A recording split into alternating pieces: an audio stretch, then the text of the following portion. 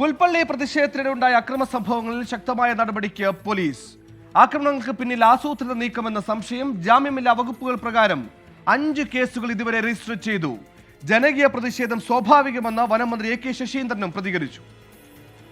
വനംവകുപ്പിന്റെ jeep തകർത്തതിലും deputy range ഓഫീസറെ ആക്രമിച്ചതിലും ഉൾപ്പെടെയാണ് പുൽപ്പള്ളി പോലീസ് കേസെടുത്തത്. മൃതദേഹം തടഞ്ഞുവെച്ചതും പോലീസുകാരെ കല്ലെറിഞ്ഞതും ജനപ്രതിനിധികളെ ആക്രമിക്കാൻ ശ്രമിച്ചതുമടക്കം 5 കേസുകൾ ഇതുവരെ രജിസ്റ്റർ ചെയ്തു.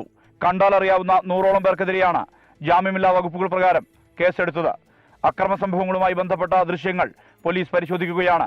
പോൾ മരിച്ചതിനു ശേഷം പ്രചരിച്ച ചില വാട്സപ്പ് സന്ദേശങ്ങളും പോലീസ് ശേഖരിച്ചിട്ടുണ്ട്. അതേസമയം പ്രതിഷേധം സ്വാഭാവികം എന്നായിരുന്നു വനം മന്ത്രി എ കെ ശശീന്ദ്രന്റെ പ്രതികരണം. പ്രശ്നങ്ങൾ സങ്കീർണമാക്കാൻ ചില വാട്സാപ്പ് ഗ്രൂപ്പുകൾ പ്രവർത്തിക്കുന്നുണ്ടെന്നും പ്രതിഷേധങ്ങൾ അക്രമാസക്തമാകുമ്പോൾ കേസെടുക്കുന്നത് സ്വാഭാവികമാണെന്നും മന്ത്രി പറഞ്ഞു. പ്രതിഷേധം ന്യായമാണ് എന്ന് തന്നെയാണ്. പക്ഷേ ഞാൻ അതിനകത്തൊരു വ്യത്യാസം പറഞ്ഞിരിക്കുന്നത്, അത് അക്രമാസക്തമായി പോകുമ്പോൾ അത് നമുക്ക് പരിഹാരം കാണാനുള്ള വഴിയല്ല തെളിയുക, കൂടുതൽ പ്രശ്നം സങ്കീർണമാക്കുകയാണ് ചെയ്യുക. അത് ഏതാണ്ട് വയനാട്ടിലെ ജനങ്ങൾ അംഗീകരിച്ചിട്ടുണ്ട് എന്നാണ് എൻ്റെ ഒരു വിശ്വാസം. തുടർച്ചയായ വന്യജീവി ആക്രമണങ്ങളിൽ പ്രതിഷേധവുമായി താമരശ്ശേരി രൂപത രംഗത്തെത്തി.